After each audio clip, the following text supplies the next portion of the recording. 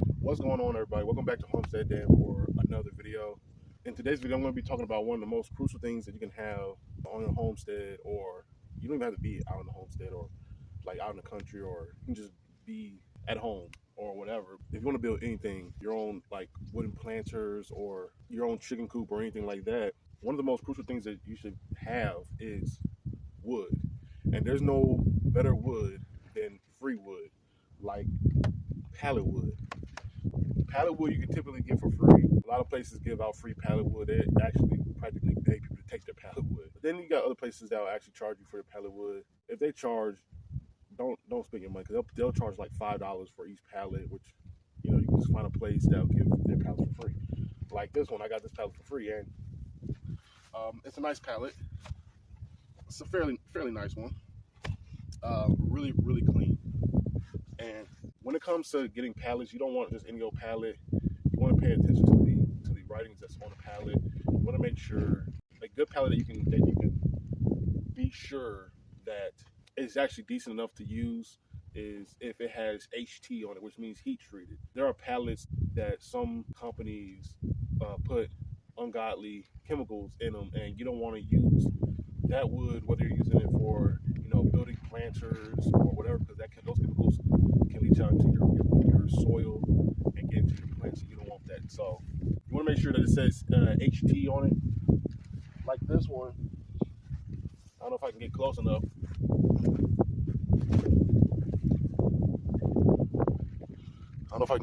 But you have to look towards on the side, but it says HT if you look close enough on the writing. Also, again, you want to make sure that it says HT on it, or that you can actually see the writing. If you can't make out what it says, or if it don't have any writing at all, don't grab it. Just don't grab it. Just grab a different pallet.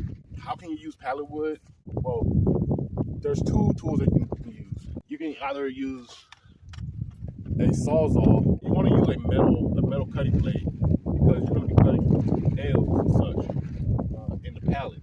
Another tool that you can use is a jigsaw. And today I'm going to be using the jigsaw. I would use my Sawzall, but the battery's on its sub, so that's why I'm using this, because this is corded.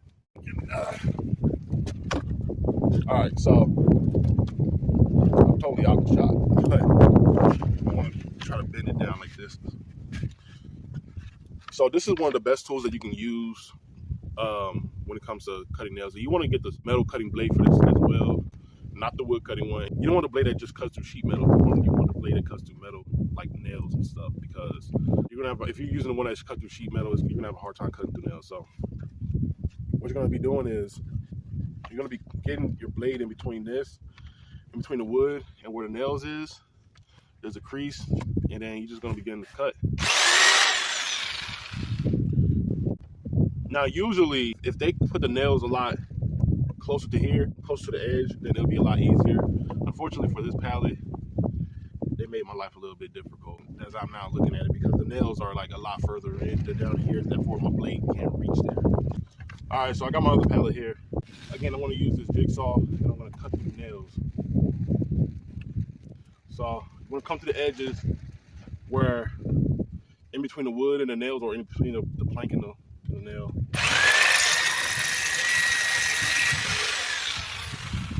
And as you can see, it's already it's coming off. It's detached because the nail is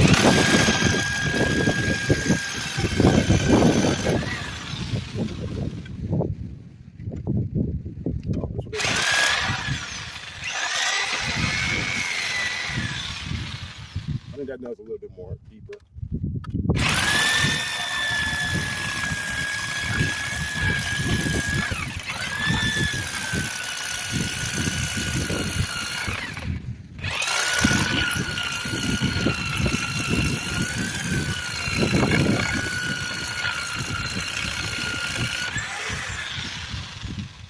There we go. See, that one's attached too.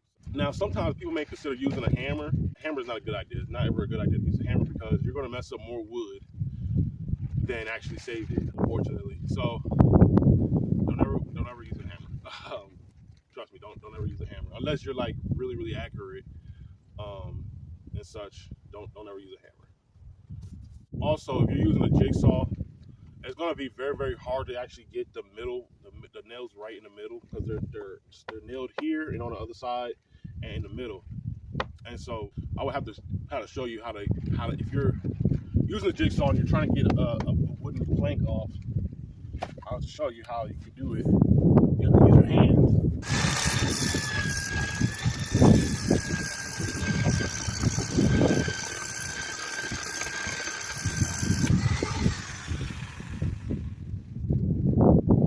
All right, I'll do that one then. I'll do this middle one then.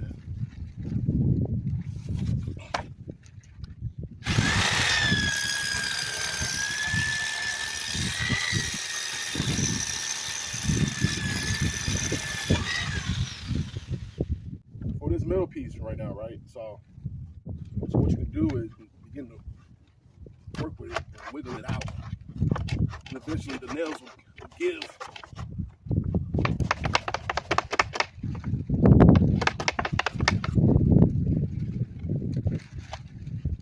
See? Just like that. Eventually the nails will give. If you work with it.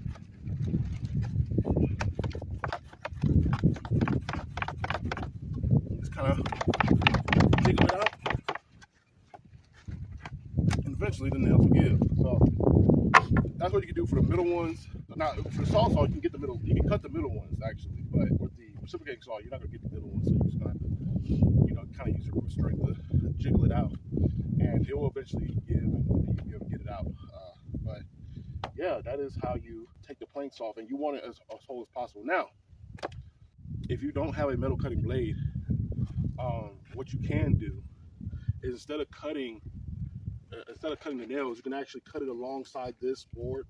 So you can cut it alongside here, and you can cut it alongside here. And by doing that, you're going to have a shorter plank, but you will have wood. And then again, you can just jiggle it out from the middle, and you'll have a solid piece of wood.